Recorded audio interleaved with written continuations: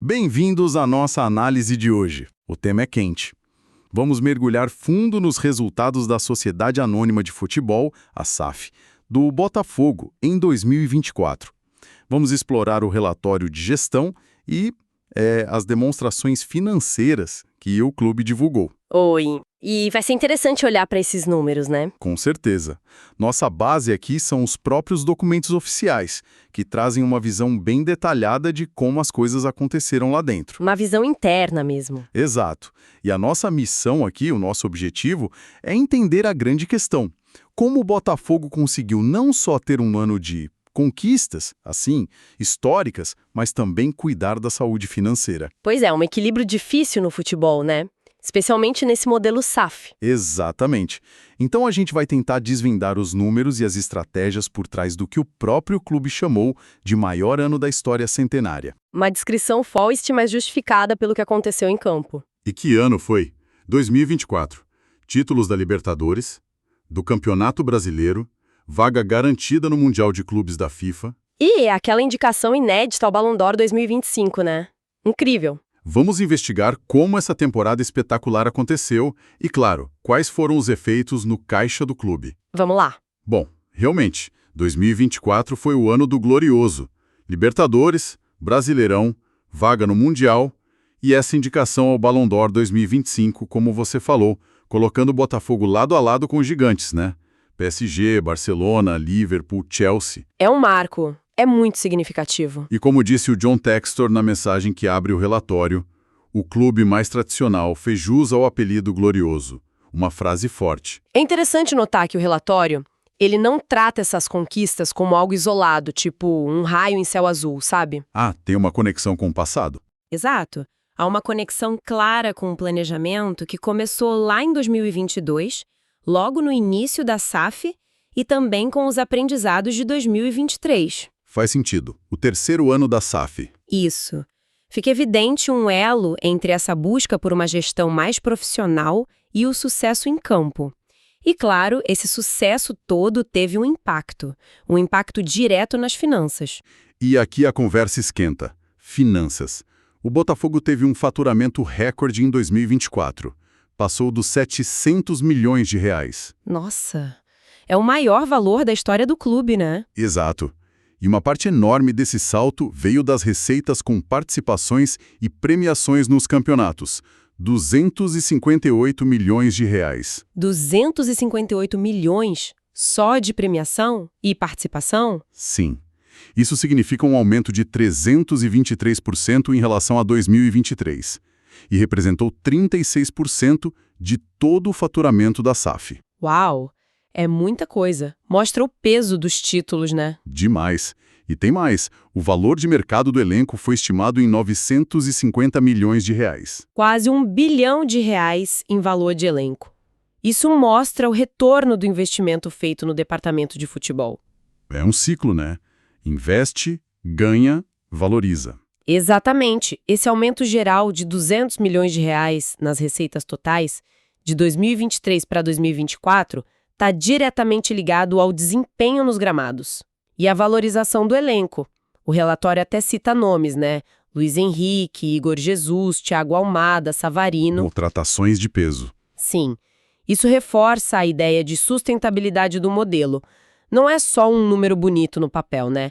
Um elenco valorizado abre portas para vendas futuras com lucro, gerando caixa. Falando em caixa, como ficou o caixa no final do ano? Então, o clube fechou 2024 com 129 milhões de reais guardados. Um saldo bem robusto, né? Impulsionado, claro, pelas premiações, especialmente da Libertadores. E esse dinheiro permitiu o quê, na prática? Olha, permitiu, por exemplo, pagar bônus por elenco campeão, né? E mostra fôlego financeiro para os compromissos de curto prazo. Você mencionou esse caixa robusto. Isso impactou a dívida bancária também, imagino. Impactou, sim. A chamada dívida líquida bancária ajustada. Ela ficou negativa em 80,8 milhões de reais. Negativa. O que isso significa? Na prática, significa que o clube tinha mais dinheiro em caixa do que devia aos bancos naquele momento específico do fechamento do ano. É uma melhora bem considerável se a gente comparar com o final de 2023, quando essa mesma conta era positiva em 21,5 milhões. Quer dizer, antes devia mais do que tinha em caixa. Entendi. Uma virada importante aí. Sem dúvida. Falamos da receita recorde impulsionada pelos títulos.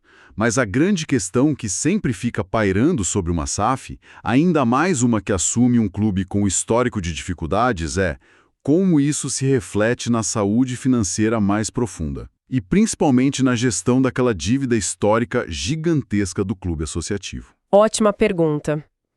Essencial, né? E o relatório dedica bastante atenção a isso.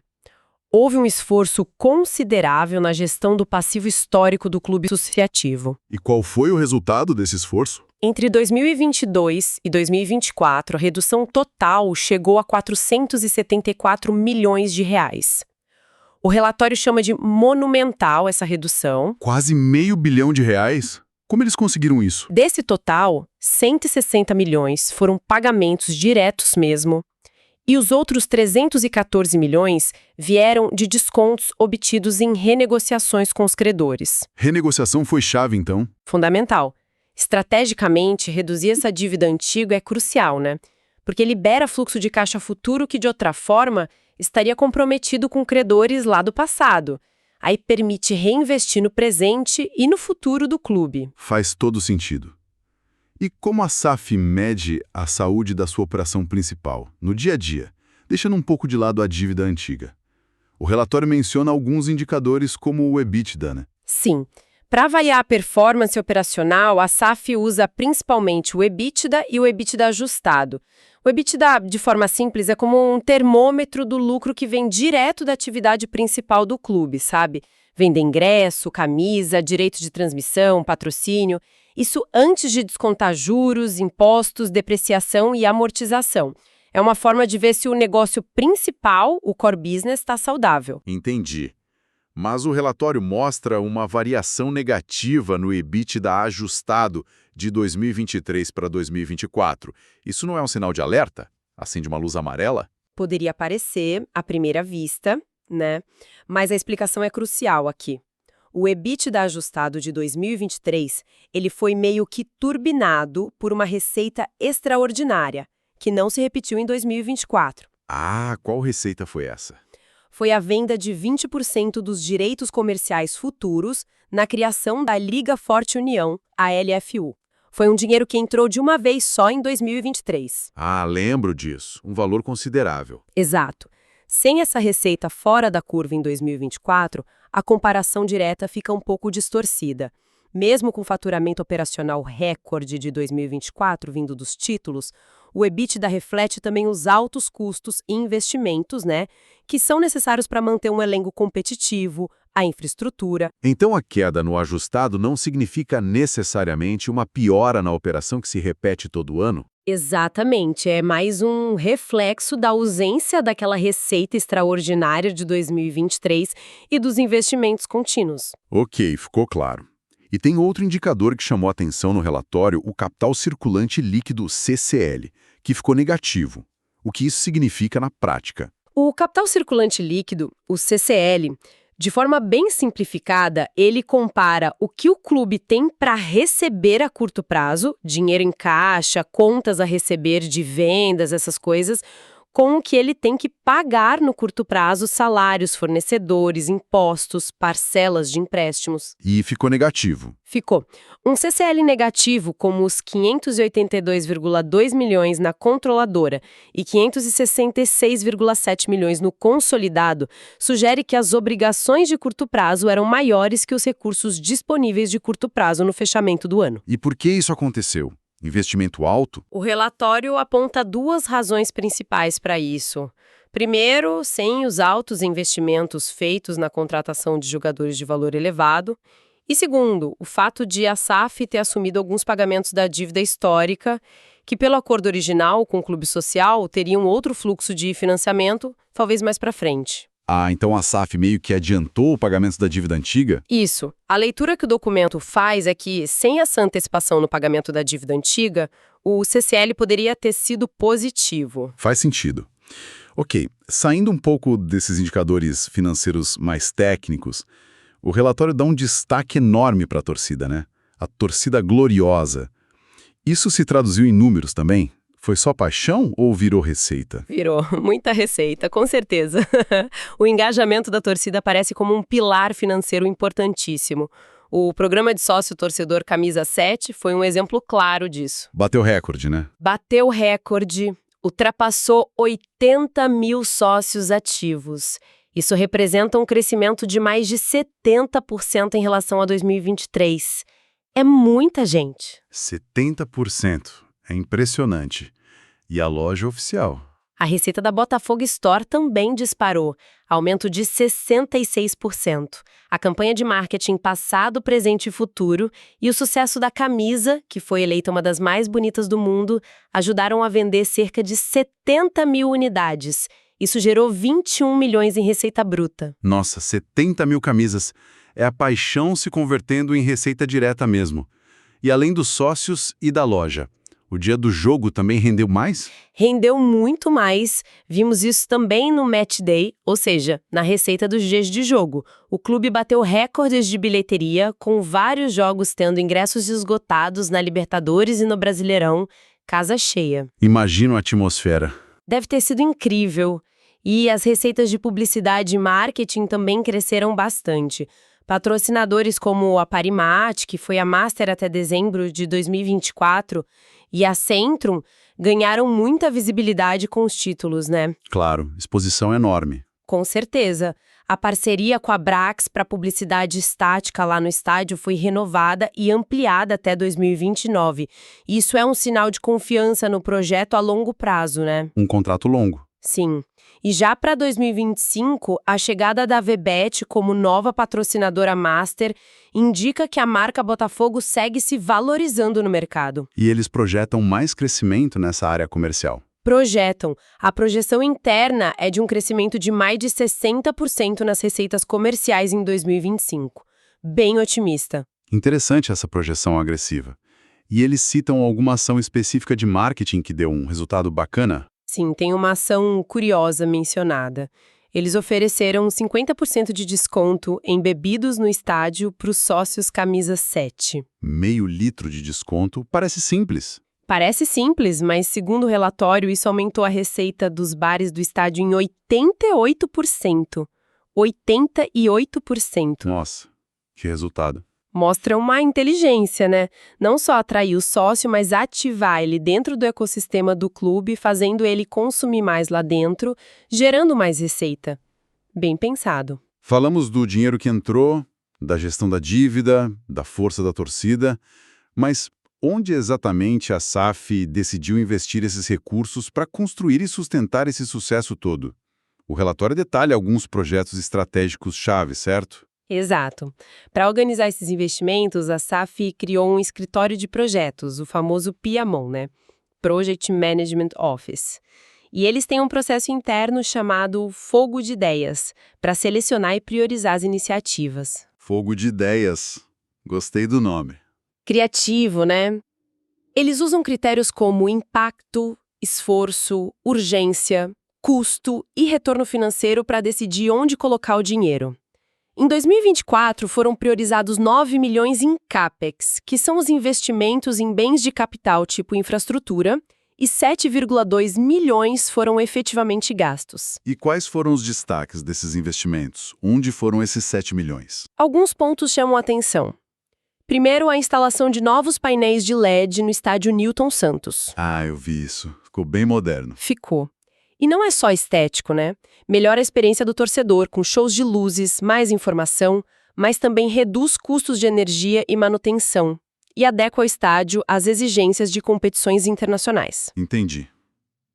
E que mais? Segundo, teve a reforma e expansão do escritório administrativo, buscando mais integração, mais produtividade da equipe que trabalha no dia a dia. Terceiro, e talvez um dos mais importantes para o resultado em campo, o investimento no Núcleo de Saúde e Performance, o NSP. Ah, o famoso NSP. O que o relatório diz sobre ele? Deu resultado mesmo? Deu e muito. Os resultados foram bem expressivos. O documento aponta uma redução significativa no número de lesões musculares, principalmente, e um aumento impressionante na disponibilidade média do elenco ao longo do ano. Saiu de 87% para 97%. 97%, isso é quase o time inteiro disponível o tempo todo. Exatamente. Isso tem um impacto direto no desempenho esportivo, né? O técnico tem mais opções e também na valorização dos atletas, que jogam mais, e já estão previstos novos investimentos para 2025, como novos espaços de recuperação física. Isso é fundamental no futebol de hoje. Lesão é um problema crônico. E a base? Que sempre foi uma questão delicada no Botafogo historicamente. A reestruturação da base foi outro foco pesado de investimento. O valor saltou de 4,6 milhões em 2022 para 42,7 milhões em 2024. 42 milhões da base. É muito dinheiro. É um investimento massivo e inclui aí a categoria sub-23 também. O objetivo é o desenvolvimento integral do atleta, com metodologia própria, mais profissionais qualificados, melhor infraestrutura, tudo isso. E já tem resultado para mostrar. Títulos na base, jogadores subindo. Os resultados começaram a aparecer, sim. A taxa de vitórias das equipes de base subiu para 50%. O saldo de gols anual foi positivo em 127 gols. Além de alguns títulos e boas campanhas em diversas categorias. O relatório foca mais nesses resultados esportivos da base e na estrutura que foi montada. Mas retorno concreto, tipo venda de jogador formado lá ou gente se firmando no time principal, ainda é cedo para ver nesse relatório de 2024. A colheita de frutos em termos de vendas significativas ou a consolidação de vários jogadores no time principal geralmente leva mais tempo, né? É um projeto de maturação. O que fica claro é a aposta estratégica. Criar um fluxo contínuo de talentos que possam, no futuro, gerar receita com transferências ou reforçar o elenco principal a um custo menor. É plantar para colher depois. Entendi. É uma aposta de longo prazo mesmo. E teve também a questão do estádio Newton Santos, né? A concessão. Sim, um marco importante de 2024 foi a transferência definitiva da concessão do estádio para a SAF em agosto. Isso dá ao clube controle total sobre um ativo estratégico. E o que isso permite na prática? Permite otimizar receitas não só com os jogos do Botafogo, mas também com shows, outros eventos, além de poder investir na modernização do espaço com mais autonomia, sem depender tanto da burocracia pública. Ok. Além do campo e das finanças, a gestão também olhou para dentro, para a cultura da empresa, para questões sociais, governança, essas coisas. Sim, o relatório mostra uma preocupação com esses aspectos também. Eles realizaram uma pesquisa de clima organizacional com a consultoria Great Place to Work, a GPTW, para ouvir os funcionários e entender o ambiente interno. E o que mais? Redefiniram 7 valores para a empresa, mantendo a mística do número 7, né? Respeito, proatividade, trabalho em equipe, excelência, criatividade, paixão e ambição. Interessante. E na agenda ESG? Ambiental, social e governança. Que está cada vez mais em talpa, né? No ambiental, eles estão buscando a certificação ISO 14001, que é um padrão internacional importante para sistemas de gestão ambiental.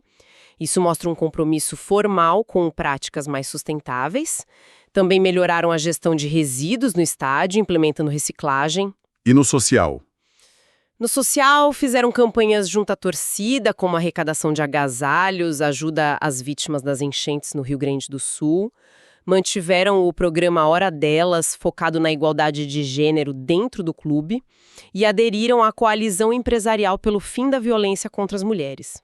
E governança, a letra G? Na governança, implementaram um canal de escuta para denúncias anônimas, para garantir mais transparência e ética. Criaram comitês de ética, sendo um deles especializado em casos de assédio e questões de grupos subrepresentados, e lançaram novas regras de acesso e permanência no estádio, visando mais segurança e inclusão para todos os torcedores. Parece um esforço bem abrangente nessas áreas também. E do ponto de vista mais técnico, da estrutura da SAF, da contabilidade, tem algum ponto importante que quem nos ouve deva saber para entender o contexto geral? Tem alguns pontos relevantes, sim. Primeiro, a estrutura de controle. A SAF continua sendo controlada pela Eagle Football Holdings, do John Textor, com 90% das ações. O clube social, o Botafogo de Futebol e Regatas, detém os outros 10%. E aquele aporte de dinheiro que a Eagle prometeu foi concluído? Capital de 350 milhões de reais foi totalmente integralizado em 2024. E existe o compromisso contratual de repassar até 900 milhões de reais, corrigidos pela Selic, ao clube social para quitar as dívidas antigas.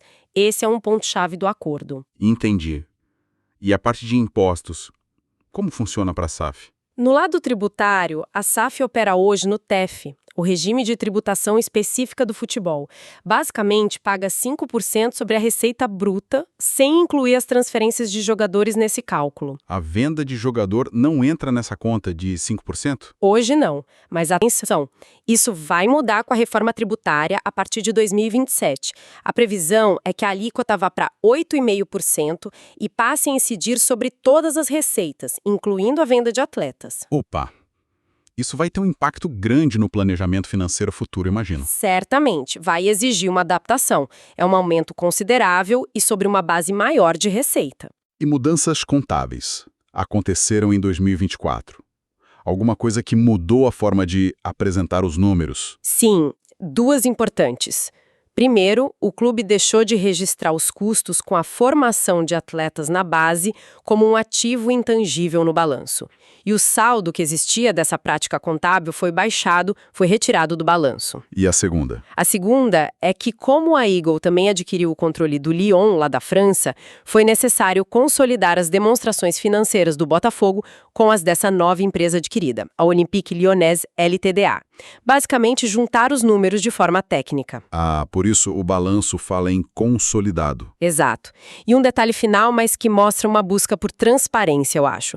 Os números de 2023 foram reapresentados junto com os de 2024. Reapresentados. Por quê? Por causa de ajustes que foram feitos em alguns itens, como contratos de arrendamento, juros de empréstimos e na forma de classificar algumas receitas e contas a receber. O objetivo declarado foi dar uma imagem mais fiel e precisa da situação financeira, corrigindo ou reclassificando esses pontos do ano anterior. Uau, quanta informação! Tentando amarrar tudo isso que a gente conversou, 2024 foi o ano em que o Botafogo conseguiu algo que é bem raro no futebol brasileiro, né? Um sucesso esportivo estrondoso, histórico mesmo, que veio acompanhado de números financeiros recordes. Sim, e avanços na gestão de uma dívida histórica pesadíssima. Exato. Vimos a torcida engajada como nunca, virando pilar financeiro. Vimos investimentos estratégicos em áreas-chave como saúde, performance, base, estádio. E uma gestão tentando se profissionalizar, se estruturar com ferramentas como PMO, com foco em indicadores. Fica muito clara a ligação direta entre a performance lá dentro do campo e a saúde financeira aqui fora, nesse modelo SAF. Uma coisa puxa a outra, né? Exatamente. Os documentos que a gente analisou ressaltam a importância daquele planejamento que começou lá atrás, da disciplina financeira para executar os planos e investir onde realmente importa, e também da capacidade de se adaptar. Adaptar aqui, por exemplo. Seja a complexidade da dívida herdada do passado, seja as mudanças que vêm por aí, como essa questão tributária que vai mudar. A profissionalização da gestão parece ser o caminho que eles encontraram para tentar dar sustentabilidade aos resultados, tanto esportivos quanto financeiros. E para nossa reflexão final aqui, o relatório que a gente discutiu é sobre 2024, ano espetacular. Mas as notas explicativas já dão um gostinho de 2025, mencionando movimentações importantes que já aconteceram, contratações de peso, né? Arthur Victor, Juan Cruz, Nathan Fernandes, a volta do Jefinho. E também vendas significativas que impactaram o elenco campeão, Tiquinho Soares, Júnior Santos, Luiz Henrique. Saídas importantes, exatamente. E além disso, o clube recomprou uma parte daqueles direitos comerciais da LFU que tinham sido vendidos lá em 2023. Diante do sucesso da Fórmula de 2024, como essas mudanças substanciais no elenco e também nesses ativos do clube podem impactar a ambição esportiva e esse modelo financeiro que a gente acabou de analisar? É a grande questão para 2025 e para o futuro, né? Pois é. Qual o equilíbrio delicado que a SAF vai ter que buscar? Entre continuar investindo pesado em talento para brigar por títulos de novo, garantir o retorno esportivo e financeiro desses investimentos altos e, ao mesmo tempo, manter a sustentabilidade financeira a longo prazo, que é tão crucial para esse projeto SAF não ser só um voo de um ano. Fica a questão no ar.